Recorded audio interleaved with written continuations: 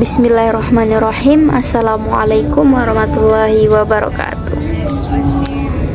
Alhamdulillahilhabadi illa bayani mahya yurasadi amadda arbaban nuha warasama samsal bayani fi suduril ulama.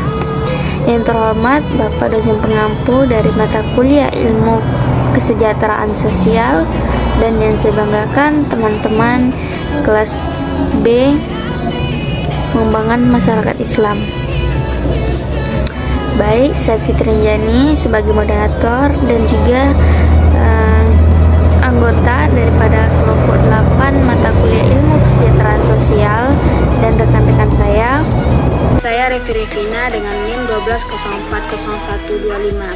120401254668. Saya Saktia Domuan Tambak.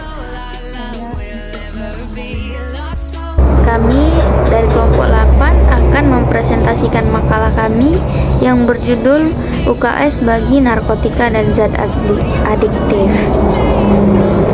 Baik, materi pertama yang akan dibacakan oleh rekan saya yaitu Sakti Hadumuan Tamba.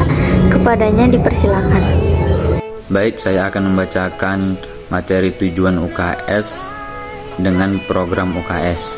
Adapun tujuan UKS secara umum adalah untuk meningkatkan kemampuan perilaku hidup bersih dan sehat, dan derajat kesehatan peserta didik, serta menciptakan lingkungan sekolah yang sehat, sehingga dapat meningkatkan mutu pendidikan dan prestasi belajar peserta didik.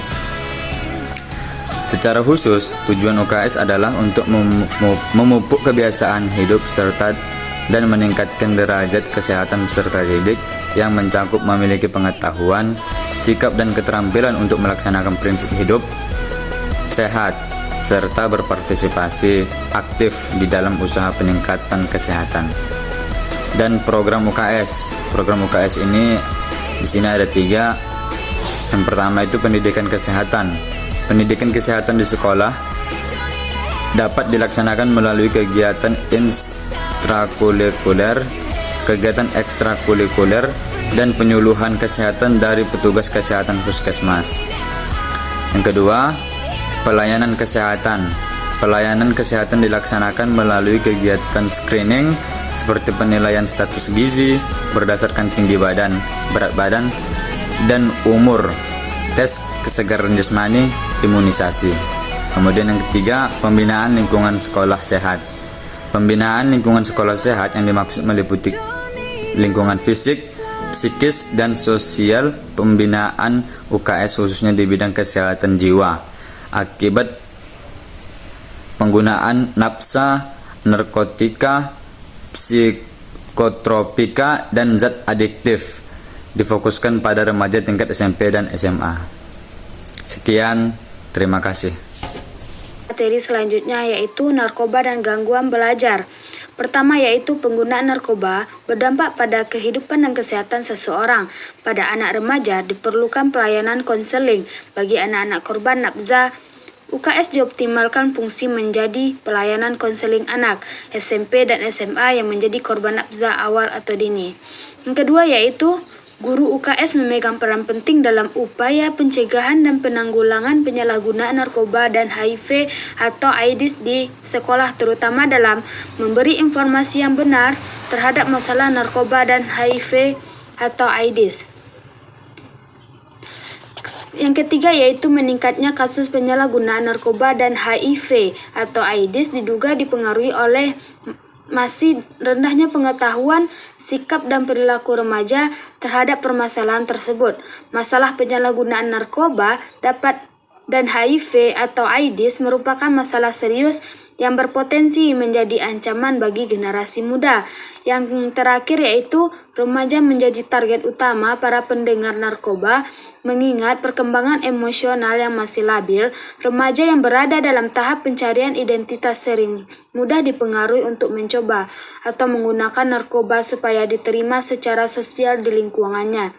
Untuk mengatasi hal tersebut, guru di sekolah, termasuk guru UKS, memegang peran penting dalam upaya pencegahan dan penanggulangan penyalahgunaan narkoba dan HIV atau AIDS di sekolah, terutama dalam memberikan informasi yang benar. Sekian, terima kasih. Baiklah, selanjutnya ada bahaya penggunaan ganja. Yang pertama, persepsi waktu yang salah dan jadi meningkat. Yang kedua, daya pikir lambat, pemikiran menerawang ke alam hayal. Yang ketiga, jarak pandang menjadi tidak normal dan kemampuan berpikir secara logis menurun.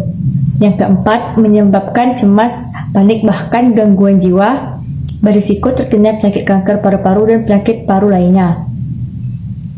Selanjutnya ada bahaya penggunaan ekstasi. Yang pertama, aktivitas mental emosional meningkat, tubuh kepanasan dan kekurangan cairan, pusing dan lelah atau dehidrasi. Yang kedua, dapat terjadi kejang-kejang dan gagal jantung. Yang ketiga, merusak organ tubuh seperti hati, ginjal, dan otak.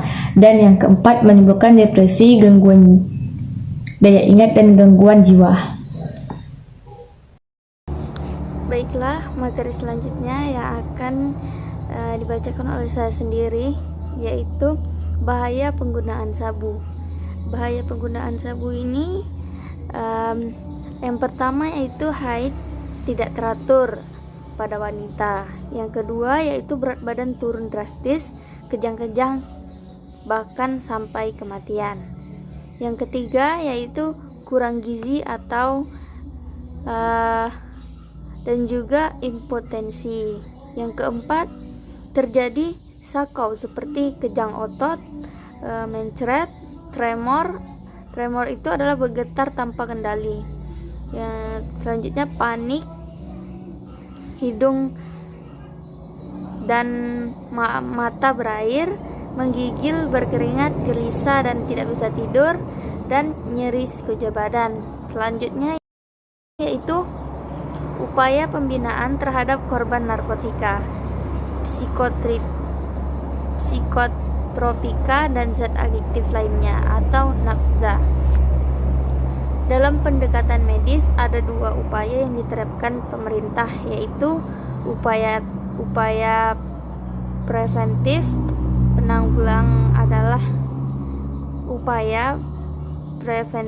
penanggulangan adalah keterpaduan dan kepedulian dari semua terkait, mulai dari pemakai, keluarga, masyarakat, serta aparat kepolisian.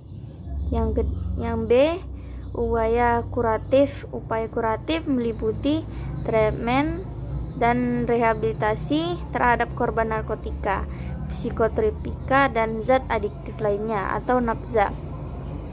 Bila mana suatu penyakit berulang kali, relapse dan kronis sifatnya. Baik, itulah tadi daripada presentasi kami pada hari ini. Apabila ada kesalahan, kami mohon maaf. Assalamualaikum warahmatullahi wabarakatuh.